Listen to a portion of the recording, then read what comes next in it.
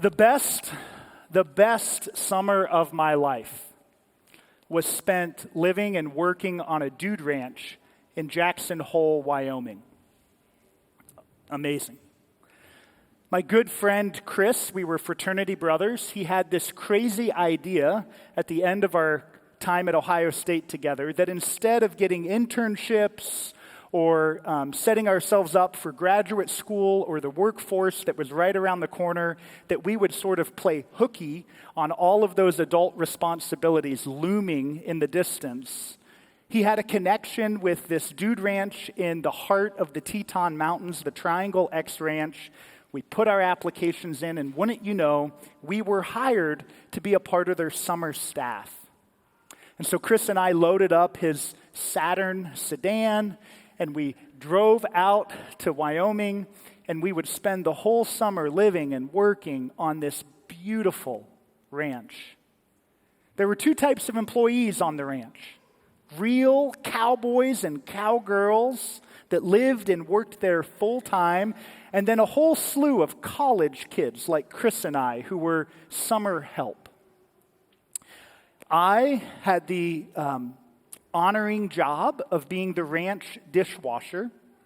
And so after every meal, I would wash the dishes. Chris had this job that I was envious of. He learned when we arrived that he would be a cookout cook. And he and two other guys would load up this old 90-something Chevy full of barbecue and brisket, and they would drive it up to a vista or a mountaintop or down by the river, and they would cook early in the morning or late in the afternoon so that the families that were vacationing on the ranch, they would ride their horses to the location to have this beautiful breakfast. We lived and worked on a vacationing ranch. It's a historic ranch that dates back to the 1920s. It's been in famous Western movies like Shane or Spencer's Mountain. Any cowboy fans out there? Cowboy movie fans? Same ranch. Well, the benefit of Chris being a cookout cook is that he got to learn all of the trails and the back roads and the beautiful overlooks that had the best scenic images of the Teton Mountains. And so when Chris and I had all of our work done for the day, all of the dishes were cleaned and put away, we would often escape away together. We'd load up that pickup truck with some food and a cooler full of our favorite beverages, and we would go build a campfire underneath the stars of Wyoming. Have you ever seen the Wyoming stars at night? Absolutely gorgeous. And it would be there at the top of this hill or mountaintop that we would dream about the future of our lives, what we wanted to do in the world, where God was calling us. You see, actually, Chris and I, when we first met, we weren't great friends. We actually didn't even care for one another. We were both members of the same fraternity, but we sort of butted heads. When we met, Chris was a varsity lacrosse player at The Ohio State University, and I thought he was full of himself, this varsity athlete, always talking about his, accomplishments on the athletic field. And I was this student soldier who also had an ego problem. And it wasn't until we both went through a reforming or reshaping of our identities that we bonded and connected. We went through this at a similar time. I was deployed in Iraq. I've shared some of that story with all of you. And all of that could be summarized as a great reformation of how I viewed myself. I was deployed being really prideful and arrogant around being this soldier. I wanted to become a man myself. I was so wrapped up in how the world defines success. And that deployment reformed and reshaped my identity away from those things and more towards my baptismal identity as a child of God. And at the same time that I was deployed, Chris suffered a career-ending injury on the lacrosse field. So Chris was struggling with some of the same things that I was. His identity could no longer be wrapped up in his athletic achievements. And when I came home from the war and we were back at the fraternity, we actually recognized that we had more in common than we ever thought. Over the course of that summer, our good friend Mitchell decided to drive out. Mitchell had just graduated from Ohio State, and he wanted to visit us in Wyoming. And when Mitchell arrived, we decided to take him up to our favorite overlook and build a campfire one night. And this memory is like a core memory for me. I think it will forever be seared into my mind. Maybe you have those memories for yourself. Mitchell was actually entering the Army as I was just getting out of the Army.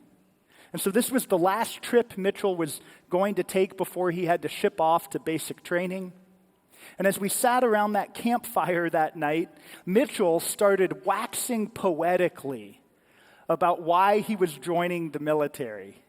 Can you imagine this scene? 3 young guys with the future in front of them, the stars flickering, and here goes Mitchell. I don't just want to be a soldier, guys. I'm going to be the best soldier there's ever been. What are you talking about, Mitchell? Well, I haven't told anyone yet, but the Army recruiter awarded me a Special Forces contract. And so after basic training, I've already been pre-selected to go to the Special Forces selection camp. And I'm going to become a Green Beret.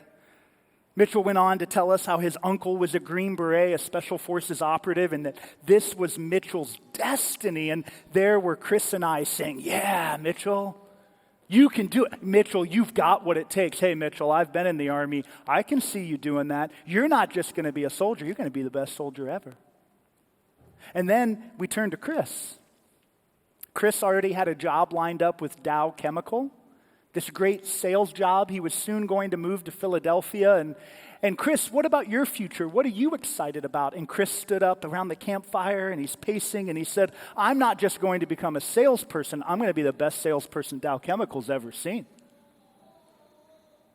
I said, tell us more, Chris. And Chris went on to say that he had real ambition and dreams. He said, by the time I'm 40 years old, I will be president and CEO of a major company.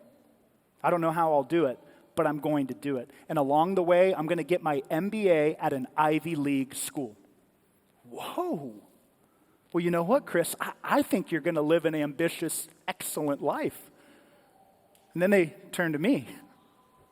Well, what about you, Lorne? At that time, I knew I wanted to be a pastor, and I was feeling called into ministry. And so I said, well, I'm feeling called to go to seminary. I want to be a pastor, and caught up in the moment and the spirit of these other 2 guys, I said, but I'm not going to be any pastor.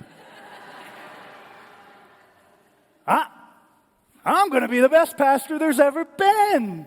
Yeah. And then Chris and Mitchell, yeah, Lorne, you're going to be the best pastor. Forget Billy Graham. Here comes Lorne. Right? I joke about that, but if I'm honest with you, that attitude, that ethic, it did influence those early years of ministry for me. I wanted to be this great example of what true servant leadership looked like. I kept thinking to myself, well, one day I'm going to get married and I'm going to be the best husband ever. And Becca's back there shaking her head. I don't know about that. I'm going to be the best dad there's ever been. Don't say anything, Brianna. Well, the embers of the fire, as they were flickering up into the stars that night, and they grew more and more dim, and the sun came out, we went on with the rest of our summer, and Mitchell went off to basic training, and the summer ended, and wouldn't you know it, right now, Mitchell is a Special Forces operative. He's a Green Beret. He's deployed somewhere in the world. Chris left Dow Chemical after 5 years, where he met his wife, Katie. He went to Cornell and graduated near the top of his class with his MBA. And he's president and CEO of a major manufacturing company in Pennsylvania. And I'm your pastor. Right? No. Right? That ethic of pursuing excellence, wanting to be the best, wanting to be known, wanting to accomplish. I think there's a part of us that is wired and driven to create. God is a creator, right? God forms and shapes the world and our lives, and I think we have some of that DNA. We want to create, we want to build things, but so often we pervert this and we make this all about the self, the ego, our own pride. And being completely truthful with you, that desire to be the best pastor, it did guide and shape some of my early years in ministry. It was underneath the surface. But it didn't take me long to realize in the actual work of ministry that being a pastor, or rather just being a Christian, is not about having all of the answers or living a perfect life or being a model of supreme excellence. Rather, being a person of faith is about being the first to admit to the world how we mess up, get it wrong, are screwed up, are broken, and how we need God's grace. Do you see the difference? I went into ministry thinking that to be a good pastor meant that I had to have all the theological answers. I had to live my life in this pious, perfect way. But I've come to learn that being a good pastor is when we admit that we get it so wrong. We doubt, we struggle. It's showing others that we are chief among the broken. This point for me was really reinforced and driven home in the first few years of my ministry. I had an email come through from a young woman in the congregation. She was in her second year of college. She said, "Pastor Lorne, when I'm home on spring break, do you have any time to meet with me?" Well, of course. Well, of course, this young college student wants to meet with a pastor on spring break. This is awesome. What's going on in her life? And so she came in to meet with me, and we sat down in my office, and she said, "Pastor Lorne, I want to talk about why bad things happen to good people." Have you ever asked that question? And there I was with that puffed up sense of the pastor needs to have all the answers, and I said, "Well, thank you for asking." And I waxed poetically for about 10 minutes.